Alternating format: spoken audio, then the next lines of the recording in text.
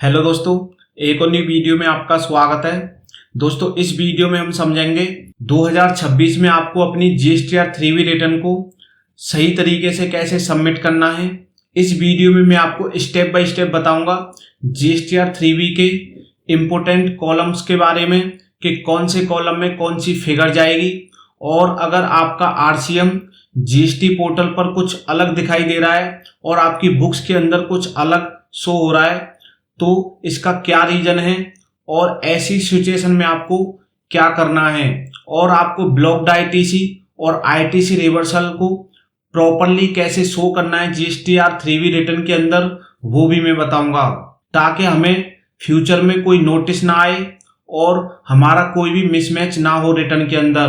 तो सारी चीजें मैं आपको डिटेल में बताऊंगा और जीएसटीआर 3B रिटर्न को भी प्रैक्टिकली आपको सबमिट करके दिखाऊंगा, इसलिए वीडियो को एंड तक जरूर देखना।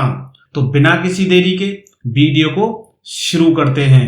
तो देखो, जीएसटीआर 3B रिटर्न को फाइल करने के लिए सबसे पहले तो आपको अपने जीएसटी पोर्टल पर आ जाना है और यहाँ से वो पीरियड सिलेक्ट कर लेना जिस पीरियड की आपको रिटर्न फाइल करनी है। तो मैं रिटर्न डैशबोर्ड पे चला जाता हूँ और यहाँ से अपना पीरियड सिलेक्ट कर लेता हूँ। यहाँ पे मई सिलेक्ट है, मैं अप्रैल को सिलेक्ट कर लेता हूँ और सर्च पे क्लिक कर देता हूँ। अब आपको थोड़ा सा नीचे आ जाना है। अगर आपको अपनी जीएसटीआर 3B फाइल करनी है तो उससे पहले तो आपको अपनी जीएसटीआर 1 को फाइल कर लेना है। तो मेरी तो यहाँ पे जीएसटीआर 1 ऑलरेडी फाइल्ड है। मैं मंथली जीएसटीआर 3B रिटर्न पे प्रिपेयर ऑनलाइन पे क्लिक कर देता हूँ। अब आप देखिए, यहाँ पे आपको ये 6 टेबल दिखाई देंगी जीएसटीआर 3B के अंदर, लेकिन जो मेन टेबल होती हैं वो 2 होती हैं, 3.1 और 4 नंबर की टेबल। बाकी इन टेबलों का हर किसी को यूज नहीं होता, लेकिन मैं सारी टेबल्स का ही आज इस वीडियो में आपको बता देता हूं कि कौन सी टेबल का क्या यूज है। तो सबसे पहले हम 3.1 टेबल की बात कर लेते हैं। इसमें आप देख सकते हैं tax on outward and reverse charges inward supply, मतलब जो भी आपने सेल करी है और आपकी आरसीएम की वैल्यू इस टेबल के अंदर आती है। और आप देख सकते हैं मैंने कोई भी वैल्यू अभी नहीं डाली, लेकिन यहाँ पे ऑटो पॉपुलेट डेटा यहाँ पे आ रखा है। तो ये डेटा कहाँ से आया, चलो पहले मैं ओपन कर लेता हूँ फिर आपको बता देता हूँ।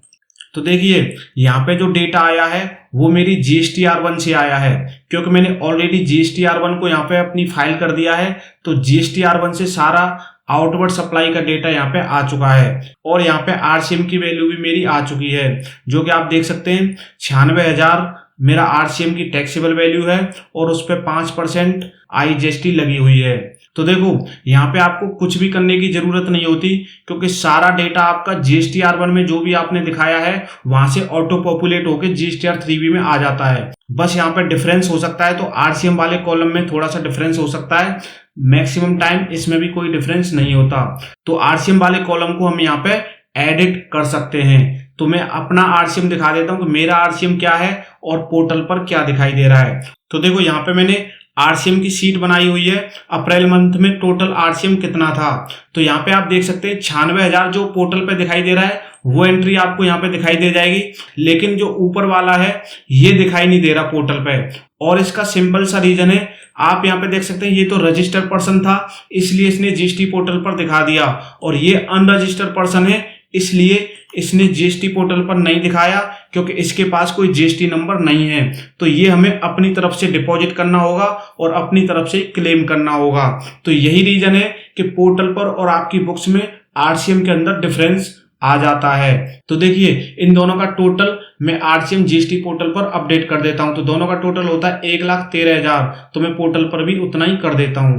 तो यहाँ पे मैंने आरसीएम की टैक्सेबल वैल्यू और जीएसटी वैल्यू दोनों को यहाँ पे अपडेट कर दिया है। अब सिंपल मुझे यहाँ पे कंफर्म पे क्लिक कर देना है।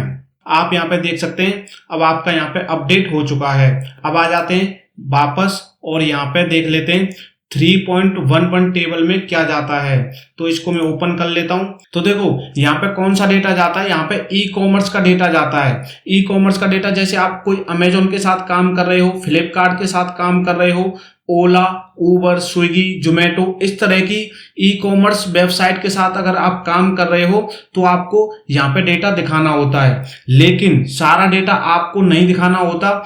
ये जो आपको ऊपर वाला कॉलम दिखाई दे रहा है जहाँ पे टैक्सेबल और जीएसटी की वैल्यू दिखाई दे रही है, यहाँ पे तो आपका ऑपरेटर, जैसे अगर आप ओला के साथ काम कर रहे हो तो ओला यहाँ पे सारी डिटेल डालेगा, taxable value, IGST value, CGST value और SGST वैल्यू वो डालेगा। आपको यहाँ पे कुछ भी नहीं डालना। और यहाँ पे जो नीचे सेकंड कॉलम है यहाँ पे आपको दिखाना है अगर आप ओला के साथ जुड़े हुए हो तो, लेकिन आपको सिर्फ टैक्सेबल वैल्यू दिखानी है क्योंकि जो टैक्स है वो तो आपका ऑपरेटर पे करता है। तो आपको सिर्फ यहाँ पे टैक्सेबल वैल्यू दिखानी है अगर आप किसी ऑपरेटर के साथ जुड़े हुए हो तो, और अगर नहीं जुड़े तो यहाँ पे आपको कुछ भी नहीं करना, वापस आ जाना है। अब आ जाते हैं 3.2 की टेबल।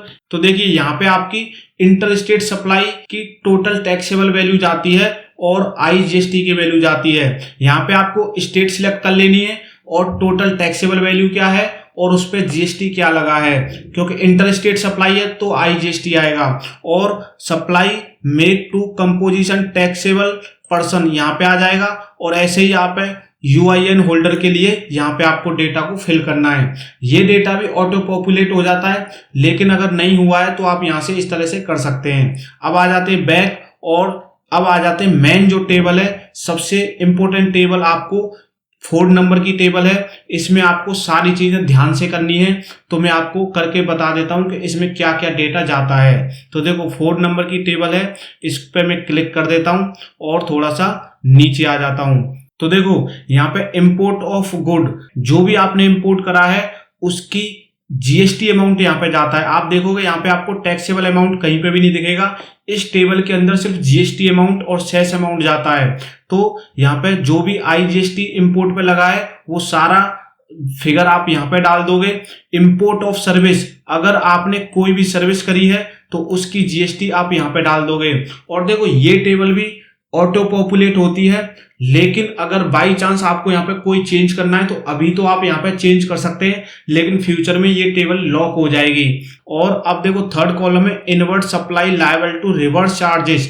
रिवर्स चार्जेस है तो वो यहाँ पे आपको डालना होता है, और यहाँ पे भी आपको टैक्सेबल वैल्यू नहीं डालनी होती, सिर्फ GST का अमाउंट डालना होता है। तो देखो हमने 3.1 टेबल में यहाँ पे चेंज करा था, क्या चेंज करा था, RCM की वैल्यू। तो यहाँ पे भी हम सेम कर देंगे। तो क्या थी वो मैं यहाँ पे डाल देता हूं। तो जो RCM की वैल्यू थी वो 5650 थी, वो मैंने यहाँ पे डाल दी है। ठीक है, अब आ जाते हैं इनवर्ट सप्लाई फ्रॉम ISD। ये जो कॉलम है ये बड़ी बड़ी कंपनियों के लिए होता है जिनकी मल्टीपल ब्रांचेस होती हैं। अगर आपका जो ITC है उसको आप डिस्ट्रीब्यूट करना चाहते हो मल्टीपल ब्रांचेस में, उसके लिए यूज होता है। और देखो यहाँ पे ऑल अदर ITC के अंदर आपका बाकी सारा ITC आ जाता है, जो भी आपने गुड्स परचेज करे या फिर सर्विस परचेज करी, उन सब का ITC इस वाले कॉलम के अंदर आ जाता है। ठीक है जी। अब जो मेन कॉलम है वो आप ध्यान से समझ लेना। तो देखो इस वाले कॉलम के अंदर आपका ब्लॉक्ड ITC जाता है, या आप जिसको रिवर्स करना चाहते हैं। मान लो कोई ऐसा ITC था जो ब्लॉक्ड था, उसको आपने क्लेम कर लिया, तो उसको रिवर्स आपको इस वाले कॉलम में करना होता है। अगर IGST है तो इस वाले कॉलम में CGST और SGST, इस तरीके से आपको यहाँ पे उसको रिवर्स कर देना होता है। और यहाँ पे आप जो भी ITC रिवर्स करोगे उसको आप फ्यूचर में कभी भी क्लेम नहीं कर सकते। तो इस चीज को आप ध्यान रख लेना। आप जो भी यहाँ पे रिवर्स करोगे उसको अच्छे से चेक करके ही रिवर्स करना, क्योंकि अगर गलत ITC आपने रिवर्स कर दिया इन कॉलम के अंदर तो आप उसको फ्यूचर में कभी भी क्लेम नहीं कर पाओगे। और देखो यहीं पे सेकंड ऑप्शन है अदर्स का। तो इसमें आपको ऐसा एडजस्टमेंट दिखानी होती है, मान लो कोई क्रेडिट नोट है जो आपने ज्यादा ITC ले लिया, उसको आपको रिवर्स करना है, या फिर 180 दिन की पेमेंट वाला पेंडिंग ITC होता है उसको आपको रिवर्स करना है। मतलब इस वाले कॉलम में आपको टेम्पररी रिवर्स करना होता है। इस वाले कॉलम में जो भी आप ITC करोगे उसको आप फ्यूचर में रिक्लेम कर सकते हो। और आपको डिटेल में जानना है इनवर्ट सप्लाई फ्रॉम ISD और ITC रिवर्स्ड वाले कॉलम को, तो इसके लिए मैं एक सेपरेट वीडियो बना दूंगा, क्योंकि बहुत लंबी वीडियो हो जाएगी ये। तो इस वीडियो में मैं आपको थोड़ा सा ब्रीफ कर देता हूं, ज्यादा डिटेल में नहीं जाता। ठीक है जी। अब आ जाते हैं, जैसे देखो अगर आप यहाँ पे कोई भी वैल्यू चेंज करोगे ना तो नीचे भी चेंज हो जाएगी। जैसे यहाँ पे मैं डाल देता हूँ 50,000, तो यहाँ पे जो भी मैं डाल रहा हूं तो आप देख सकते हैं यहाँ पे चेंज हो रही है। ऐसे यहाँ पे मैं डालूंगा 25,000 तो नीचे देखो आप ऑटोमेटिक चेंज हो रही है। तो इस तरीके से आपको डालना है सोच समझ के। अब आ जाते हैं, एक और कॉलम दिखेगा आपको डी वाला, अदर्स डिटेल। ठीक है जी। तो यहाँ पे ITC reclaim which was reversed under table 4V2। तो 4V2 कौन सी है? 4 तो ये पूरी टेबल हो गई, V ये है और इसका 2 क्या है? ये। तो इसमें जो भी आपने ITC रिवर्स करा था और जब इसकी कंडीशन पूरी हो जाएंगी तो यहाँ पे आप उसको वापस से रिक्लेम कर सकते हो। रिक्लेम करने की कोई कंडीशन तो है, क्योंकि आपने रिवर्स करा है तो उसकी कोई कंडीशन आपने लैप्स करी होगी, इसीलिए आपको रिवर्स करना पड़ा। तो जब आप कंडीशंस को पूरा कर लेते हो तो यहाँ पे आप उसको रिवर्स जो किया था उसको रिक्लेम कर सकते हो। ठीक है, तो इस चीज का आप ध्यान रखना। और देखो यहाँ पे सेकेंड कॉलम है, इसमें आपको ऐसा ITC दिखाना होता है जो एक टाइम पीरियड के बाद लैप्स कर जाता है, और या फिर जो आप POS जो सर्विस होती है उसके अंदर जो भी ITC होता है जिसको हम क्लेम नहीं कर सकते उसको यहाँ पे दिखाना होता है। ठीक है जी। तो आपको ये टेबल अच्छे से समझ आ गई होगी कि कौन से कॉलम में क्या डालना होता है। तो ये वाली टेबल है, बहुत ही इंपॉर्टेंट है, इसको आप अच्छे से समझ लेना। ठीक है। अब आ जाते हैं, जब आपका सब कुछ यहाँ पे सही हो जाएगा तो आपको यहाँ पे क्या कर देना है? कंफर्म। ठीक है, कंफर्म हो गया। अब आ जाते हैं फिर से नीचे। अब देखो बहुत से लोगों को एक कंफ्यूजन रहती है कि बाकी सारे यहाँ पे ब्लू हैं लेकिन ये रेड हो गया।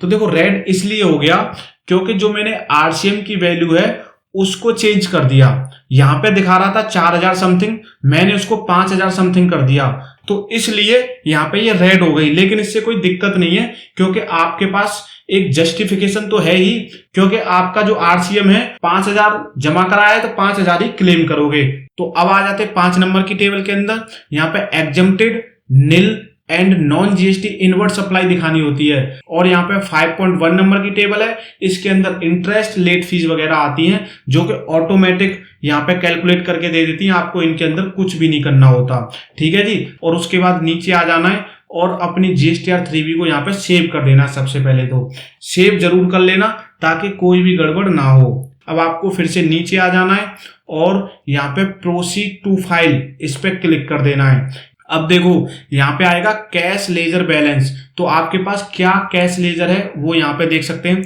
मेरे पास IGST के अंदर 13,071 रुपए कैश में पड़ा हुआ है और 875 C और S में है। तो यहाँ से आप इस तरीके से चेक कर सकते हैं। और क्रेडिट बैलेंस कितना है उसके लिए आपको इधर जाना होगा। क्रेडिट लेजर बैलेंस क्या है मेरे पास, IGST में इतना है, C में और S में, तो टोटल 1 करोड़ समथिंग यहाँ पे बैलेंस मेरा क्रेडिट में पड़ा हुआ है पोर्टल के ऊपर। ठीक है जी। अब थोड़ा सा नीचे आ जाते हैं। ये देखो ये मेन टेबल है, यहाँ पे आपको एडजस्टमेंट करनी होती है रूल्स के हिसाब से। इसके क्या रूल्स हैं उसके लिए मैंने ये वाली वीडियो बनाई है, आप जाके देख सकते हैं। मैंने डिटेल में बताया है कि यहाँ पे जो एडजस्टमेंट करनी है आपकी लायबिलिटी को आपकी ITC के साथ, उसके रूल्स क्या हैं उसके लिए मैंने ये वाली वीडियो बनाई है, आप जाके देख लेना। और इसका लिंक मैं डिस्क्रिप्शन में भी दे दूंगा। अब देखो आप देखोगे RCM मेरा कितना पेबल है, यहाँ पे 5,650। यहाँ पे मेरे पास कैश में बैलेंस पड़ा है ऑलरेडी, तो यहाँ पे वो एडजस्ट हो जाएगा। जो RCM के अलावा मेरी लायबिलिटी है वो क्या है, तो 94 लाख यहाँ पे करने हैं मुझे I में, और 7,52,000 मेरे को पे करने हैं S और C में। तो अब देखो मेरे पास इनपुट भी मैंने अभी दिखाया 1 करोड़ समथिंग पड़ा है। तो IGST कितना था उसमें, IGST मेरे पास सिर्फ 67 लैक्स था, तो इसने I को I से पहले खत्म कर दिया, C से यहाँ पे I को खत्म कर दिया, और जो बचा IGST पे करने के लिए उसको S से एडजस्ट कर दिया। बाकी C से C को खत्म करा है और S को S से एडजस्ट कर दिया। तो यहाँ पे C और S तो आपस में एडजस्ट हो गए, मतलब C से C और S से S। लेकिन IGST के लिए कम पड़ रहा था IGST का ITC, तो इसने जो ITC है वो C और S का भी यूज कर लिया। ठीक है। अब यहाँ पे सब कुछ अगर आपका सही है, क्योंकि मैंने तो ये ऑलरेडी चेक कर लिया है इसलिए मेरा तो सब कुछ सही है। तो अब आपको क्या करना है, make payment post credit ledger, इस पे क्लिक कर देना है। तो यहाँ पे मैं क्लिक कर देता हूं। क्लिक करने के बाद आपके पास ये वार्निंग आएगी, आपको यस कर देना है। देन आपका यहाँ पे ऑफसेट सक्सेसफुली हो जाएगा। अब आपको यहाँ पे ओके कर देना है। ठीक है, अब आपको नीचे आ जाना है। अब आपने जो भी यहाँ पे एडजस्टमेंट करी है वो आपको ऑटोमेटिक यहाँ पे दिखाई दे जाएगी। सिंपल आपको कुछ नहीं करना, प्रोसीड टू फाइल पे क्लिक कर देना है। अब सिंपल यहाँ पे वेरिफिकेशन के नीचे एक टिक करना है आपको और यहाँ से ऑथराइज सिग्नेटरी को सिलेक्ट कर लेना है। ऑथराइज सिग्नेटरी को सिलेक्ट करने के बाद आपको file GSTR 3V with EBC, ज्यादातर लोग इसी का यूज करते हैं, तो आपको इस पे क्लिक कर देना है। क्लिक करने के बाद यहाँ पे आपको वो OTP डाल देना है जो आपकी ईमेल आईडी और आपके मोबाइल नंबर पे जाएगा। तो दोनों में से कोई भी OTP लेना और यहाँ पे डाल देना। तो यहाँ पे मैंने OTP डाल दिया। अब सिंपल वेरीफाई पे क्लिक कर देता हूँ। वेरीफाई पे क्लिक करते ही फाइलिंग सक्सेसफुली इसका मैसेज आ जाएगा, मतलब आपकी GSTR 3V रिटर्न फाइल हो चुकी है। तो दोस्तों इस तरीके से आप अपनी GSTR 3V रिटर्न को सही तरीके से फाइल कर सकते हैं। सारी चीजें मैंने डिटेल में बताने की कोशिश करी है और उम्मीद है आपको समझ में भी आया होगा। तो इस वीडियो में इतना ही, मिलते हैं ऐसी किसी नई वीडियो में नई जानकारी के साथ। तब तक के लिए आप सभी अपना बहुत बहुत ख्याल रखें।